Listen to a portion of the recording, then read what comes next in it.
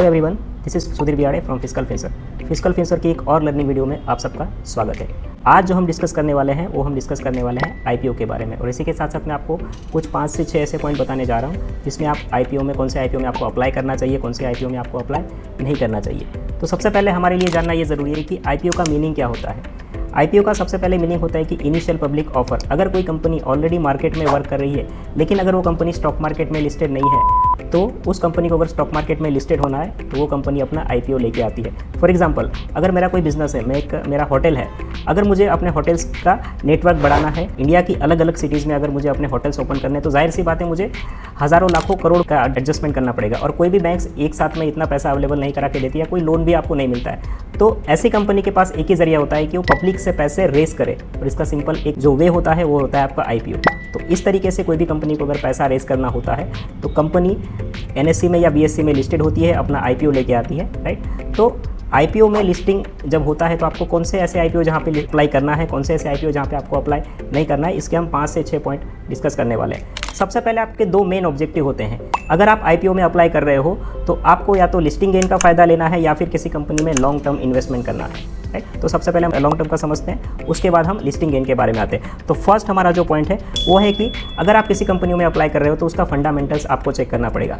In case fundamental का मतलब ये है कि उस कंपनी की ग्रोथ कैसी है, उस कंपनी का रेवेन्यू कैसा है, सेल्स कैसा है, और उस कंपनी के आने वाले कौन से प्रोजेक्ट हैं जो वो लॉन्च करने वाली है। तो फर्स्ट पॉइंट आपका ये हो जाता है। नेक्स्ट पॉइंट के बारे में अगर हम चर्चा करें तो कंपनी जब आईपीओ ला रही है तो उसका फंड रेजिंग का ऑब्जेक्टिव क्या है। कंपनी 2 ऑब्जेक्टिव के साथ नॉर्मली फंड रेस करती है।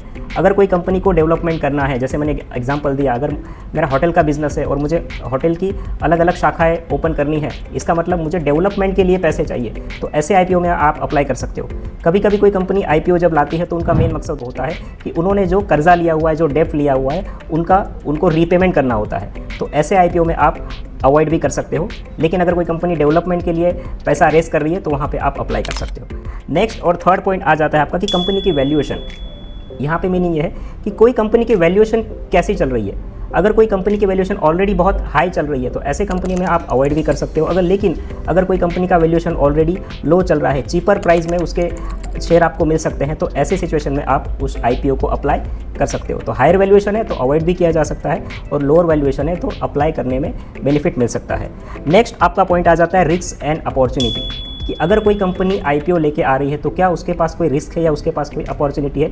एक सिंपल सा हम एग्जांपल लेंगे। अभी हम देख रहे हैं कि सेंट्रल गवर्नमेंट बोल रही है कि हमें प्लास्टिक को बैन करना है, तो ऐसे सिचुएशन में आपको पेपर की ज़रूरत पड़ेगी। अगर कोई पेपर कंपनी मार्केट में अपना आईपीओ लेकर आ रही है तो उसके पास एक बहुत अच्छी अपॉर्चुनिटी है। कोई इलेक्ट्रिसिटी कंपनी आईपीओ लेकर आ रही है तो वहाँ पे एक आपको बहुत अच्छी अपॉर्चुनिटी है कि उसका जो शेयर है अच्छे खासे प्राइस पे लिस्टिंग हो सकता है।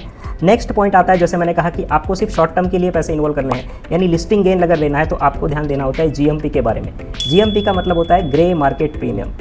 तो उससे पहले हमें जानना पड़ेगा कि जीएमपी यानी होता क्या है। ग्रे मार्केट प्रीमियम का मतलब होता है कि आईपीओ मार्केट में आने से पहले उस शेयर का प्राइस ग्रे मार्केट में कितना चल रहा है। नॉर्मली अगर उसका प्रीमियम 10 से 15 या 20% के आसपास अगर उसका प्रीमियम चल रहा है तो वैसे आईपीओ में आप अप्लाई कर सकते हो। अगर उसका ग्रे मार्केट में प्रीमियम फ्लैट चल रहा है तो लिस्टिंग गेन से वैसे भी आपको कुछ बेनिफिट नहीं होने वाला है। एक और कंडीशन देखी जाती है अगर आपको लिस्टिंग गेन लेना है, तो मान लो कोई कंपनी 10 से 12 दिनों में आपका आईपीओ लेके आने वाली है, और करंट मार्केट सिचुएशन अगर आप देखोगे कि मार्केट अगर बहुत डाउनफॉल हो रहा है, मार्केट में नेगेटिविटी है, तो हायर चांस है कि वो स्टॉक जब आएगा मार्केट में, आईपीओ जब आएगा तो डिस्काउंट प्राइस पे खुलेगा, यानी आपके बाय की हुई प्राइस से नीचे खुलेगा। लेकिन करंट मार्केट सिचुएशन अगर आप देखोगे कि मार्केट बहुत बुलिश है, मार्केट में कोई डर नहीं है, स्टेबल मार्केट है, उस टाइम पे अगर कोई आईपीओ आ रहा है तो हायर चांसेस है कि ऐसे आईपीओ में आपके पैसे बन सकते हैं। वन मोर थिंग, ये सारी जानकारी जो मैंने दी है एक एजुकेशनल पर्पस के लिए। इसका मतलब ये नहीं कि मैंने 2-3 स्टॉक के नाम बताए तो डायरेक्टली आपको ऐसे आईपीओ में अप्लाई कर लेना है। कोई भी आईपीओ अप्लाई करने से पहले आपको आपके फाइनेंशियल एडवाइजर से जानकारी ले लेनी है। तो ऐसे ही और वीडियो की जानकारी के लिए आप जुड़ सकते हैं फिजिकल फिंसर के ऑफिशियल यूट्यूब चैनल से। यहाँ पे हम समाप्त करते हैं। This is Sudhir Bihade signing off. Bye bye everyone.